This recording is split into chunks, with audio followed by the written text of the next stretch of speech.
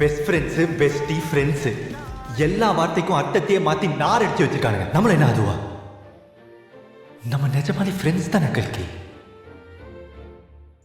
லவ்வர்ஸ்னா breakup ஆகும், husband and ஒய்ஃப்னா divorce ஆகும்.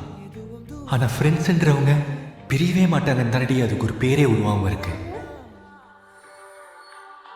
யார் என்னை விட்டு போனாலும் நீ என்னை விட்டு போக மாட்டேன்னு எனக்கு தெரியும். ஏன்னா நம்ம ஃப்ரெண்ட்ஸ் டி.